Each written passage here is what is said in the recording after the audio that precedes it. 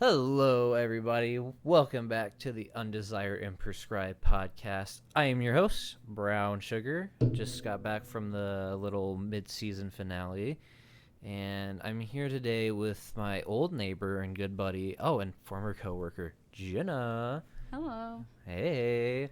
So, Jenna has a interesting topic that I would love to talk to her about.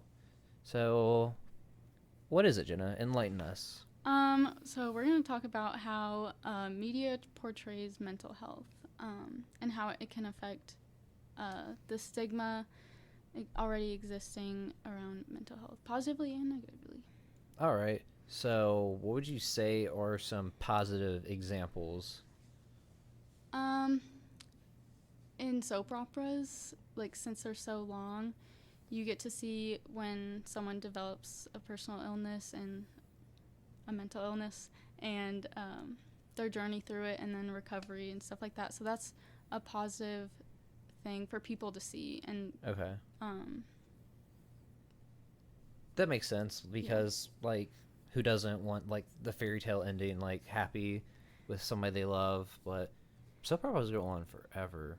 yeah, My mom watches, The Young and the Restless and Bold and the Beautiful still, and I'm they're so old. Season 50. Probably 50 No, billion. Yeah, but it's just good for people to see, things that they watch. People go through that. It can inspire them to ask for help, go get help. For sure. And not feel alone, you know. Yeah, but it can also, the way media portrays mental health can be negative on surrounding stigma. Okay.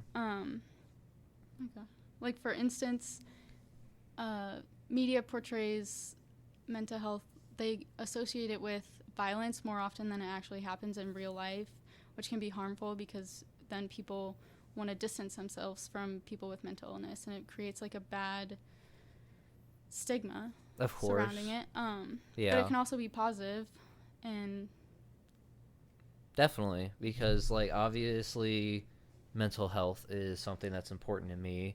I've talked about it a bunch of times on here. I talk about it openly with friends and stuff like that. So something that everybody does is watch Netflix, go to the movies, all that kind of stuff. So that's a big influence over people, such as Hollywood and stuff like that, because you already mentioned soap operas and chatting ahead of time. Media has a really big influence on the way people think, right, and perceive things, and they can set trends, and people follow the trends until it's no longer trendy. Yeah. So in the Joker movie, the main character, what's his name? Arthur? Yeah. Arthur goes through some tough things in life, and people are kind of mean to him, and then he goes into this psychosis state and kind of goes crazy and kills a bunch of people. He said he went into a psychosis state. But what's the kind of word? Well, I mean, just he kind of went crazy. Okay. Okay. People were being so mean to him, and then he has this condition where he laughs and people don't understand it, and he kind of gets rejected by this girl, and that just kind of sets him off, and he goes and kills a bunch of people, which is is a negative portrayal of mental health, because of course it's really not like that in real life most of the time. Yeah, because not every person that suffers from depression goes out and kills somebody. Yeah. And people that that are diagnosed with psychosis don't go out and chop off people's heads or anything like that. It's never to that extreme. There are cases where it can be that extreme, obviously, but more than likely than not, none of that ever happens. No. But when somebody that has such a wide range of audience, they can reach across the globe, the people that make movies such as these. Yes. Which, for the record, that's one of my favorite movies. Yeah, has a very, very big audience. A lot of people watch that. So with the movie Dark Knight, there was a shooting. And so when Joker came out, because it's centered around kind of this villain that is an anarchist. Yeah. So when Joker came out, they were worried about there being a shooting at that movie somewhere. So why do you think that there was a shooting at the Dark Knight premiere, but not at the Joker premiere? Well, I think, like, firstly, the heightened security around that was kind of, like, ridiculous, because I couldn't imagine anything like that actually happening, but it's whatever. But going to that, I think the guy that did that shooting, which I remember, I remember him because I got like a text message from my mom when that, because I went to like the midnight premiere, but I think it was the Dark Knight Rises. I don't remember, but getting a text message because my mom just heard that there was like a shooting. It wasn't even in our state, but whatever. Yeah, it's still concerning. Yeah, but I don't think that movie particularly had to do with anything surrounding like mental health. Like, I can't remember too many, so I would say that the guy went in there with that preconceived notion that he's just going to do this, mainly because the Joker in comic books is portrayed as this guy who loves to watch the world burn, as Alfred said. Just incites anarchy for the sake of anarchy. Like, he wants chaos. So if someone that is suffering from mental health sees that and idolizes that, they might go and carry that out in reality to be just like their quote, like, heroes, their role models, the people that they look up to. So it falls on to the media to a degree. And that's not just means like social media, stuff like that. I mean, like, deeper, like, such as like Hollywood, music, all that stuff, to not negatively portray people with mental health to such a bad and negative degree that people start to think people that have mental health issues are. But with the Joker, at the end of the movie, you kind of feel connected to that character in a way. When he's kind of on top of the world, like he got his revenge or whatever, you kind of sympathize with him. So I think that might have had an effect, why there wasn't as much or like any violence at the premieres or anything like that, which is something good that movie did. You sympathize with him, with a person who has like mental issues. You're sympathizing with him, which is a good thing. But at the same time, the violence depicted just kind of gives people subconsciously maybe this inaccurate. I would disagree with you on the point where they try to make you sympathize with Joker. I would say I think like the first time that I watched it, I sympathized with him at first too, but then after, like, I saw that movie a lot, so like the more that I like watched it, the more I was not really feeling sympathy, but I was like understanding where he was coming from, like, and like the reason that I won't feel sympathy is because of how villainous he became, like where he was just kind of out of pocket, and like his friend, he killed his friend, just kind of like killing people. No, it's bad, but for the sake of killing people. Like, don't get me wrong, I wouldn't call those guys on the subway murder. I think that's self-defense. But I think that really kind of stemmed it. He was like, he definitely would have been charged because he gunned the other one down when he was trying to run away. I forgot about it. He felt a sense of, I think he felt a sense of like power, like, oh, I can defend myself, and then he just kind of because crazy off of that. Yeah, because he's like rejected by society. Nobody takes him seriously. Nobody likes him. But all of a sudden, now that he's wielding a gun, people are paying attention to him now. Yeah. Yes. So, and he likes that. He likes people paying attention to him. Yeah. So, which is why when he finally gets on Murray, he does like all like the face paint, dyes his hair or colors his hair, whatever, and goes all out because he loves that attention.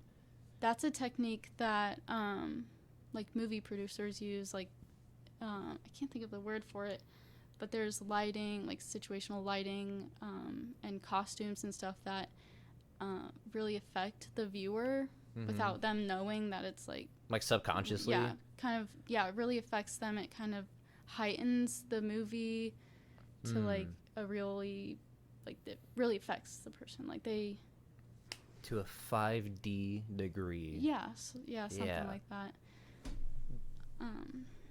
Another thing that the Joker did well with portraying mental health is they touched a little bit on how he couldn't get his medicine that he needed, which is it's a good little tidbit in there, but nothing really ever follows through from that.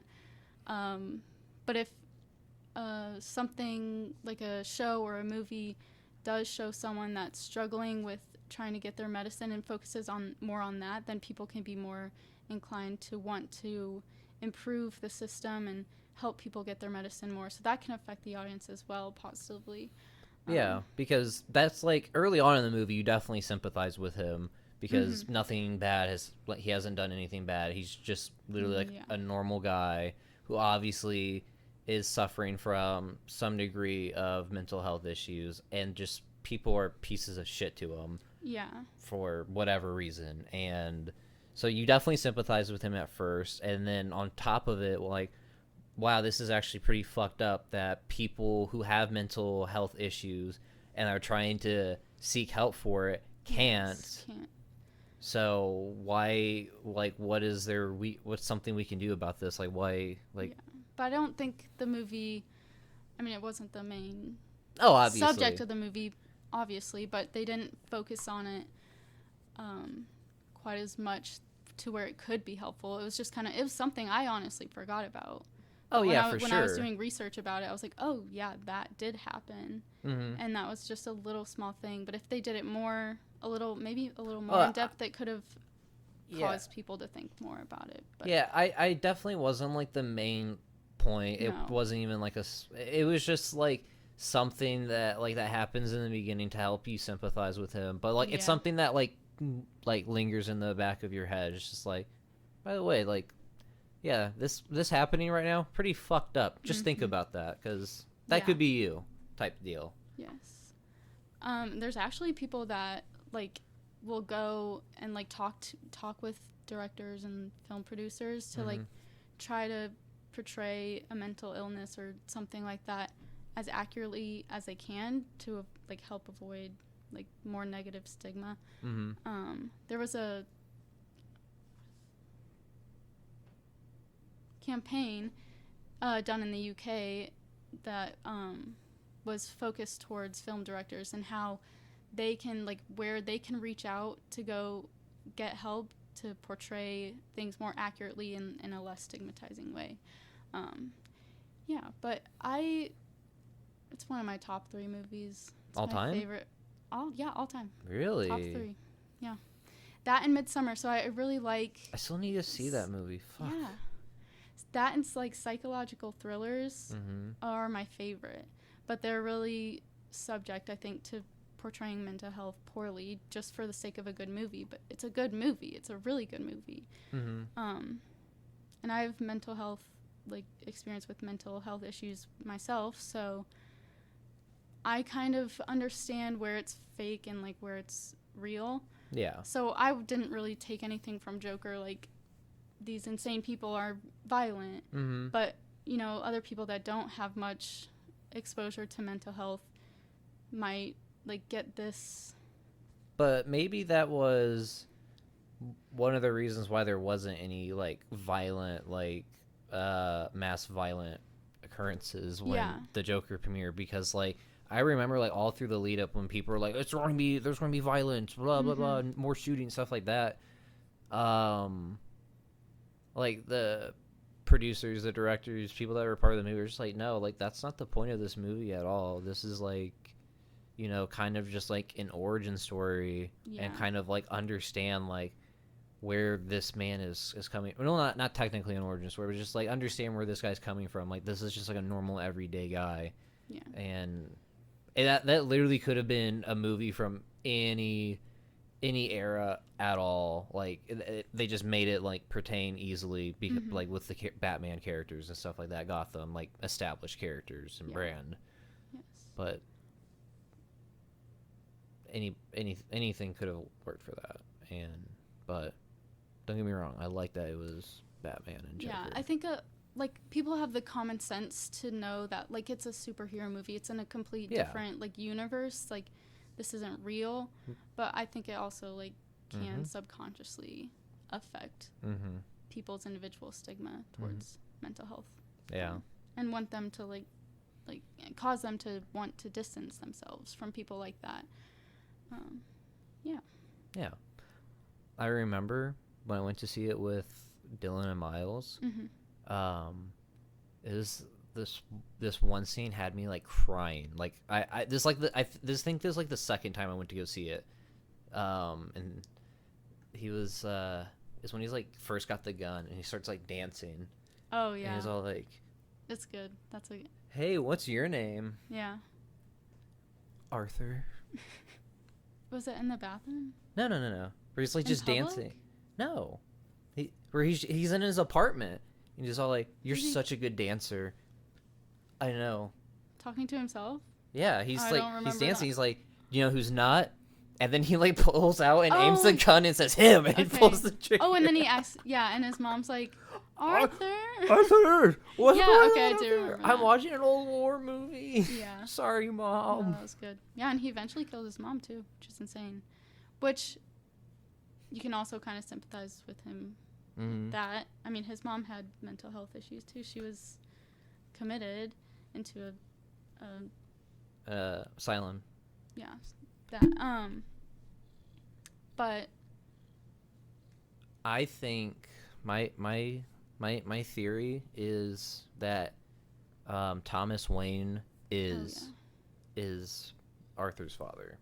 You think that actually? Yes. Because sorry, listen. So, in some of the comic books, they portray Thomas Wayne as like the king of the gangsters and shit like that, and this is how he has like all this money and shit like that. So he's not always a good guy. Yeah. And well, I haven't seen the movie recently, so it's not fresh on the brain. But Penny was all like, was a maid for him, and I guarantee billionaire Bruce Wayne fucked his maid. Yeah. And definitely got her pregnant. Probably offered her hush money, and you're rich, you have power, you can. Yeah. A lot of people do that once they're rich, I think.